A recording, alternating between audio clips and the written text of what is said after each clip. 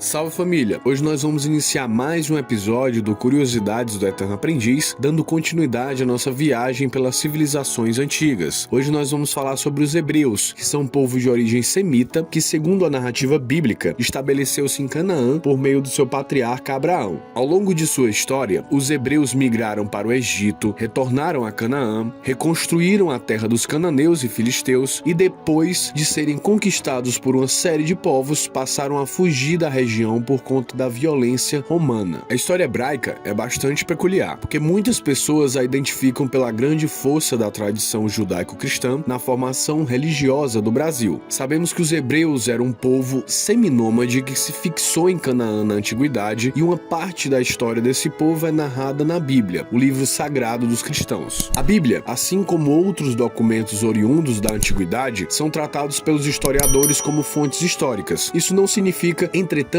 que tudo que está na Bíblia é considerado impreterivelmente como verdade histórica, uma vez que existe todo o trabalho de apreciação para comprovar a veracidade dos eventos mencionados. Sendo assim, algumas passagens bíblicas sobre a história dos hebreus são entendidas como míticas e não necessariamente como verdades e acontecimentos históricos. Essas considerações são parte do ofício dos historiadores, uma vez que a história moderna possui métodos de comprovação de acontecimentos. De outra forma, essa prática de historiadores também é encontrada na antiguidade, e historiadores como Tucídides já procuravam diferenciar acontecimentos reais de testemunhos míticos. Outro fato que deve ser levado em consideração é que os hebreus começaram a registrar a sua história somente depois de se tornarem um povo mais poderoso de Canaã. Sendo assim, muitos dos relatos foram feitos a posteriori de quando o fato aconteceu. Por isso, na história, é importante tratar os relatos bíblicos da Bíblia com certa ressalva.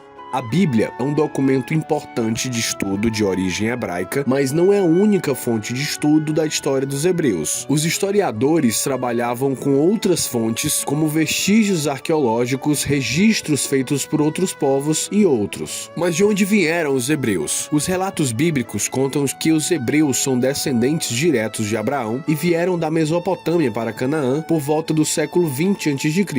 Nesse relato, Abraão era um pastor seminômade que morava em Ur quando recebeu uma profecia de Deus que o fez abandonar sua terra em busca de uma terra prometida. Afirma-se que é difícil fazer a comprovação sobre muitos dos relatos sobre a história de Abraão, uma vez que foram escritos quase 2000 anos depois de terem ocorrido. Inclusive, existem historiadores que tratam os israelitas como um povo que surgiu no seio dos cananeus. De outra forma, no relato bíblico vimos que os hebreus eram um povo estrangeiro que se estabeleceu em Canaã. A fixação ocorreu no Vale do Rio Jordão, trecho conhecido por possuir terras mais férteis. Os hebreus ainda viviam uma vida de seminomanismo e tinham um contato frequente com os cananeus, povos originários da região. Esse contato fez com que muitos hebreus adotassem a adoração a Javé, o deus hebraico, mas de outros deuses também, como El, que era um deus cananeu. A primeira fase da história hebraica é conhecido como o período dos patriarcas, sendo Abraão, Isaque e Jacó os grandes patriarcas hebreus. Os hebreus sobreviviam da criação de animais como ovelhas e também cultivavam viveres. Existiam aqueles que moravam em regiões mais desérticas, bem como existiam aqueles que se instalavam em locais de solos férteis. Nós também tivemos a ida ao Egito, e a respeito desse período, a tradição bíblica ainda fala sobre a migração dos hebreus para a região do Egito, supostamente por volta de 1700 a.C. Os motivos seriam a escassez de alimentos que afetou toda a região de Canaã, e o objetivo da mudança do Egito seria o de estabelecer-se nas terras férteis nas margens do rio Nilo. Essa ida ao Egito foi alvo de diversos questionamentos. Não se sabe se essa migração aconteceu em grande número ou se apenas algumas tribos migraram. Acredita-se que a chegada dos hebreus no Egito coincidiu com o momento em que os Hicsos dominavam a região, o que garantiu uma boa recepção aos hebreus. Fala-se até de uma possível cooperação hebraica com os Hicsos.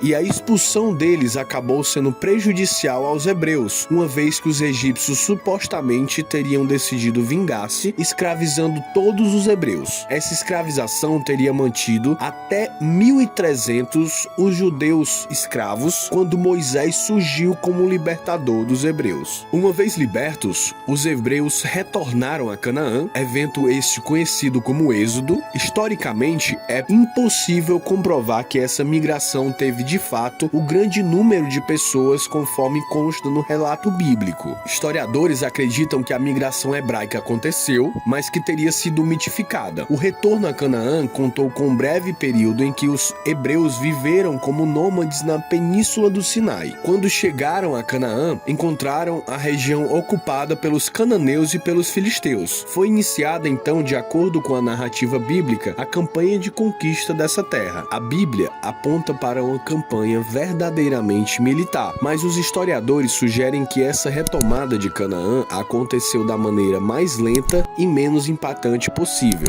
Essa presença hebraica em Canaã resultou na criação de Israel. Esse foi o período dos juízes, uma vez que a grande autoridade dos hebreus eram chefes militares conhecidos como juízes. O último juiz hebreu teria sido Samuel, que no final do século 11 a.C.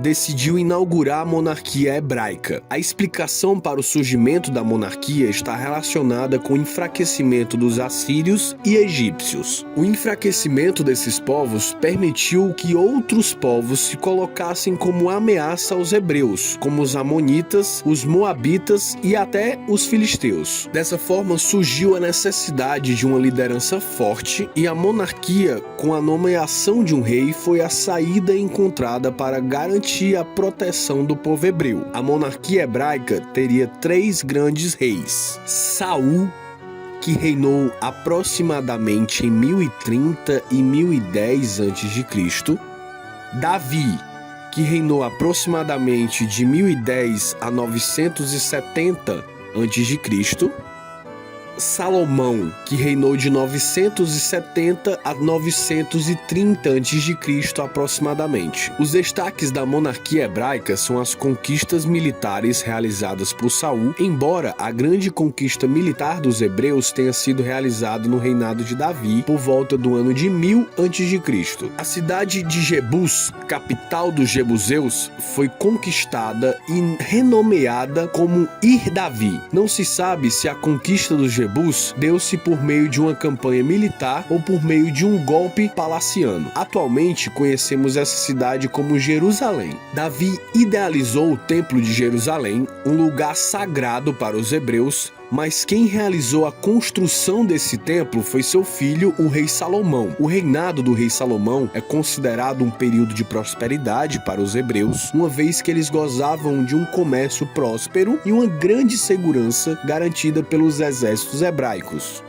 Depois do reinado de Salomão, o reino de Israel enfraqueceu-se e foi dividido em 2 reinos, Judá e Israel. Foi conquistado por uma sucessão de povos, que foram os assírios, os caldeus, os persas, os macedônios e, por fim, os romanos. A conquista dos caldeus, por exemplo, resultou na primeira destruição do templo e na escravização dos hebreus na Babilônia. A segunda destruição do templo aconteceu somente durante o domínio romano, uma vez que os hebreus nunca aceitaram a presença romana e constantemente rebelavam-se. A procura pela independência dos hebreus teria sido um dos grandes assuntos da Palestina durante os tempos de Jesus, e acredita-se que sua traição foi pelo fato dele não querer aderir a uma revolta contra os romanos. Os conflitos contra os romanos transformaram-se em guerras conhecidas como guerras romano-judaicas. O Templo de Jerusalém passou pela segunda destruição em 70 d.C. e a repressão romana contra os judeus na Palestina foi tão grande que os hebreus começaram a fugir da região. E essa fuga recebeu o nome de diáspora. E você, o que tá achando dos vídeos aqui no canal? Não deixa de clicar no sininho para não perder nenhuma das notificações, se inscrever no canal, curtir esse vídeo e compartilhar. Tamo junto, família!